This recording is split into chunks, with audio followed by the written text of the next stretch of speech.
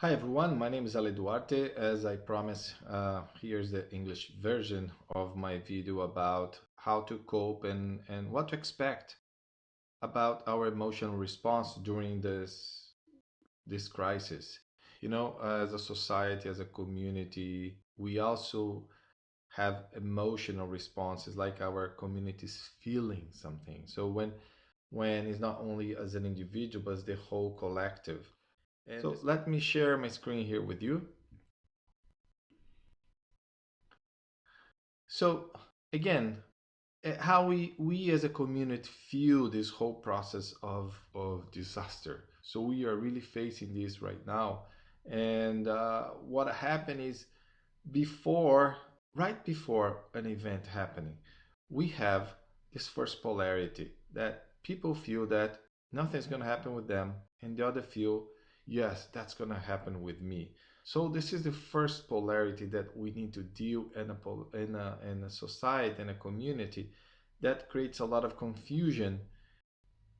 And when the situations really happen, so we have here right now the virus, and it is real. People are dying for that. So now we have part of a community feeling shock. The other is like in denial, think that nothing's happening, even though they have more and more warnings and they have proof, but they are protecting themselves of not believing, so not being in this real reality. And that brings a lot of disorientation. But we have things to do. And as a community, usually in disaster areas like a tsunami, you're going to see, or earthquake, you're going to see this heroic movement, action, people going to help others to save them. And what I witness is something beautiful, strange, because in right in that problematic area, everything is destroyed. You have the altruism. People are feeling they want to help. They help each other. Families are coming, reaching out. And for the virus, I saw exactly is the moment when people saw in Italy some singers playing in a balcony and they sending greetings to each other. So they're helping the way they could.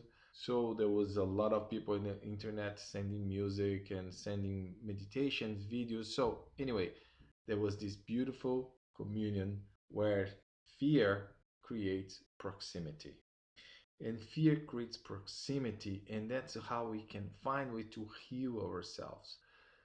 But it depends on the gravity of the situation, if it, in the endurance of the community, or how long we're gonna take this to move on.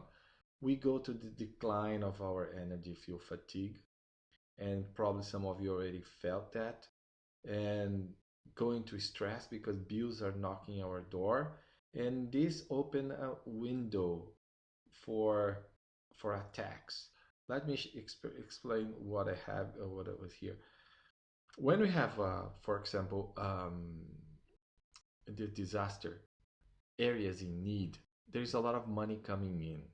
So we have attention from the media is there, donations coming, the visibility for people that helps. Some becomes heroes, so they are in this spotlight, and that attracts also a lot of politicians and people that want to take advantage of a situation. And you might already have seen this or probably saw that in your community. But nowadays, to break this unity, now there's a lot of strategies in social media that create fake news to intentionally create polarization and put people apart again. So they start to fight each other. Neighbor don't talk to other neighbor. So they want to blame one to another, and that's a way to deflect the responsibility that the leaders needs to show to have. So way to deflect that is to provoke the population against each other. So that provocation, it gives a lot of right for people to say things, and now they're not looking at who is really responsible for that. And here, the energy it goes even lower. and and now we are going to the sad pain and grief mode, this very deep deep emotion in here. Now, if before fear put us together, here now fear put us apart. So this fear here, it creates isolation. People don't want to talk to each other. They are depressed in their home. They think, why with me? So they don't reach out, and that's exactly a moment that we need to help as a community to be together with them, to bring them in, engage them into different causes. And action is important to have in this moment here, and lots of compassion for that. And that deep, what specialists call disillusion phase, he hit the bottom of the well until the whole community are able to realize that, wow, I think we are by ourselves, because press is not there anymore. There is no politician there. There is nobody wants. There's not is not fashion anymore. So they need to work with themselves.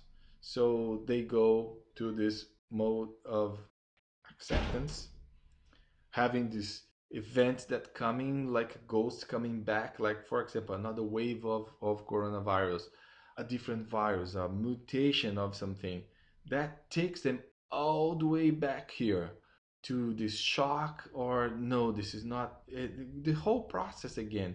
And because a virus is not like a tsunami that happened once or one event, it goes back and forth, and they have waves, that signals of waves to come. It's really hard to track this pattern, but you're gonna see that this pattern is gonna go back and forth. So this is what happened with one community. This is the emotional response of a community, a collective. They all feel in the same sequence. And what we have right now is the whole world are experiencing the same pattern. It's like the whole world community is going through the same sequence. The same sequence. China is probably is around here. They make this curve a little bit less painful. They active very fast. Singapore, Hong Kong also did this curve really well here. Still, people are crying, sad, fearful, but it's not deep in this with a lot of grief and still losing people. Now, other, for example, Germany, they are pacing their information, and things are going well, as you know, not as Italy going down here, but Switzerland, Austria, they're working very steadily to make this curve better. Now, Brazil and US, they are here. They still have a lot of movements of let's find the best as a community, engaging really well. But soon they're gonna be back here in this blaming mode. They're gonna take a lot of the energy. So my advice is to keep as a community together, because we will need this energy. We need this energy to flatten up this curve here, this emotional curve. And that's one thing that we want right now, is to do the right job, the good job right now, to not lingering, because this is can go back and forth. um, so let's flatten this emotional curve. I hope this video here brought you some insights. It is taken from an event that happened, but also it tells a lot about the collective. And if you are feeling one of these sensations here right now, going deep here, take care of yourself. Don't engage in one-on-one fight your neighbor. Be in a group with heart, like-hearted community, like-minded community that can bring a lot of support for this moment. We need to endure. We not finish it once. This is going to be waves, and we need to prepare to hold this wave together. Together, we're going to go there. Thank you very much. My name is Ale Duarte, and take care of yourself. Be well, and I see you next time.